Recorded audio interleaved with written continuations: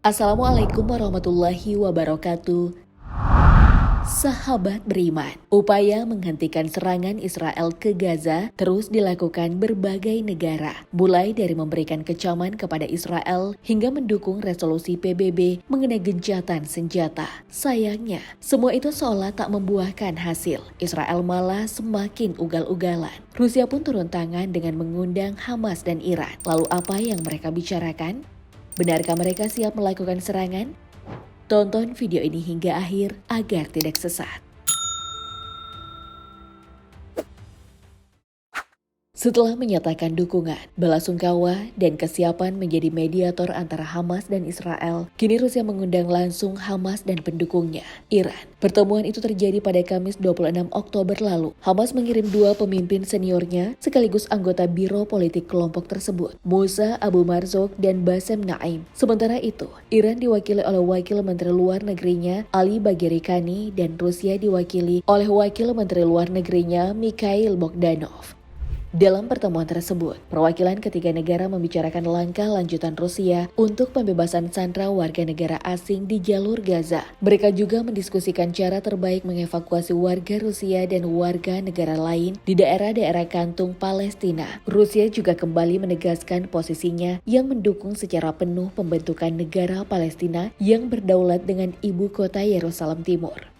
Undangan Kremlin kepada Hamas juga mengindikasikan kepada dunia bahwa Rusia sama sekali tak pernah menganggap Hamas sebagai teroris, seperti yang dilakukan oleh Amerika Serikat dan negara-negara Eropa. Malahan Hamas dianggap sebagai gerakan pembebasan yang membela hak-hak rakyat Palestina. Mereka menyulut perang atas nama keadilan. Pertemuan Hamas dan kedua negara tersebut membuat Israel sangat geram. Israel menilai kalau Rusia mendukung terorisme dan meminta perwakilan Hamas yang datang ke Moskow diusir. Permintaan Israel itu tak bisa dikabulkan mengingat Rusia memang dari awal telah menyatakan dukungan sepenuhnya kepada Hamas dan Palestina.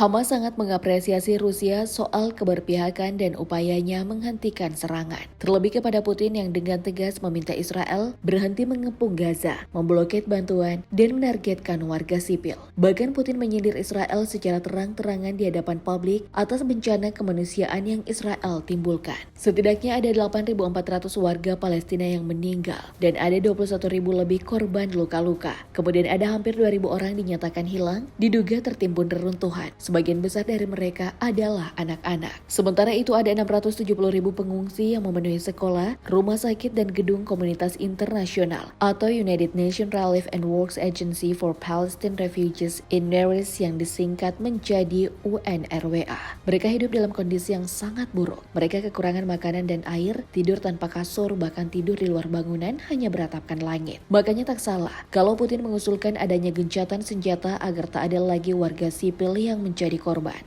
Dengan adanya serangan Israel ke Gaza, Putin semakin yakin bahwa solusi paling tepat adalah membentuk negara Palestina. Rencana ini tidak boleh ditunda-tunda lagi. Rusia bahkan siap bekerja sama dengan Liga Arab untuk mengakhiri penderitaan warga sipil Gaza. Menteri Luar Negeri Rusia, Sergei Lavrov, dalam pertemuannya bersama Sekretaris Jenderal Liga Arab, Ahmed Abulcay di Moskow juga membahas latar belakang Israel dan Palestina berseteru selama berabad-abad lamanya. Pembahasan itu penting untuk bisa menemukan solusi paling tepat. Lavrov juga menilai dukungan Barat kepada Israel sama sekali bukan solusi yang tepat. Terlebih Amerika Serikat yang mendukung penuh langkah Israel, bahkan sampai mengirim kapal dan kendaraan militer. Salah satunya adalah kapal induk USS Gerald R. Ford yang telah berada di Laut Mediterania. Dukungan ini pun malah membuat aksi Israel semakin membabi buta karena mendapat dukungan.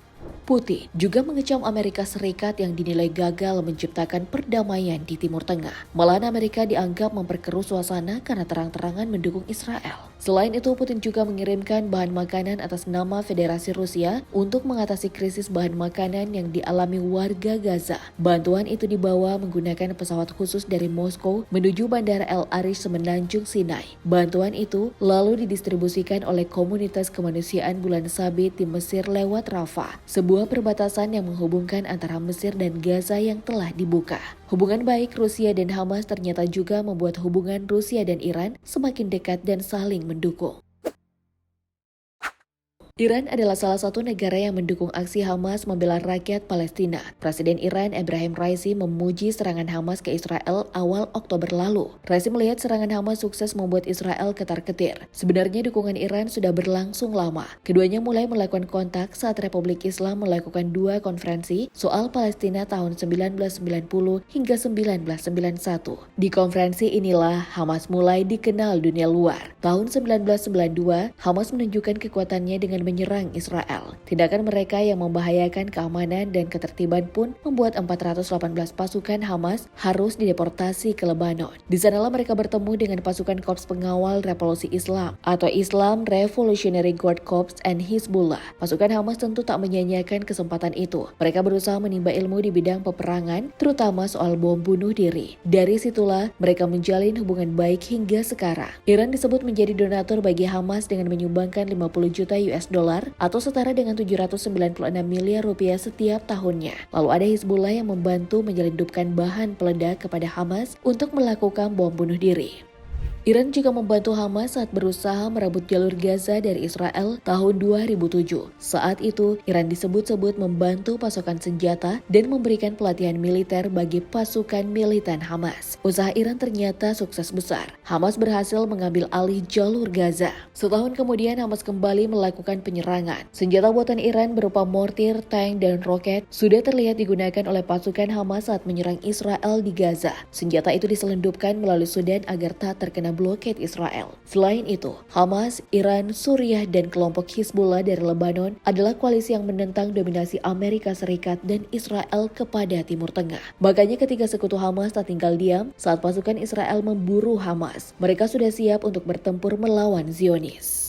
Sekarang kita beralih ke hubungan Hamas dan Rusia. Keduanya punya sejarah hubungan baik. Dukungan Rusia kepada Palestina ternyata tak hanya terjadi di masa sekarang, tapi sudah dimulai sejak zaman Uni Soviet. Komunis Moskow mendukung kelompok sosialisasi dalam lingkaran politik Palestina, sekaligus memberikan pelatihan bagi pejuang Palestina. Mereka juga menyambut dengan hangat pemimpin Hamas sejak berkuasa di jalur Gaza tahun 2007. Keberpihakan Rusia terhadap Hamas Palestina ternyata membawa dampak positif terhadap hubungan Rusia dan Iran. Hamid Reza Azizi sebagai pakar hubungan Iran-Rusia dari Institut Urusan Internasional dan Keamanan Jerman menganggap bahwa sikap baik Rusia kepada Hamas mencerminkan kecenderungan Kremlin menuju hubungan lebih dekat dengan Iran. Perkataan Azizi terbukti saat Rusia melakukan invasi ke Ukraina. Persenjataan Rusia didukung oleh Iran dengan memasuk drone mematikan kamikaze Shahed 136. Drone ini memiliki panjang 3,5 meter, lebar sayap 2,5 meter, dan berat 200 kg. Cara kerja drone ini sesuai dengan namanya, kamikaze, yang berarti bunuh diri. Saat mendekati target, kamikaze Shahed 136 akan meledakkan dirinya sendiri. Selain drone, Iran juga memasuk sejumlah amunisi perang berupa peluru, mortir, hingga senapan mesin. Jumlahnya mencapai 100 juta peralatan yang dikirim lewat 2 kapal kargo berbendera Rusia. Kedua kapal kargo yang dikenal dengan nama Musa Jalil dan Debegei berangkat pada Januari lalu.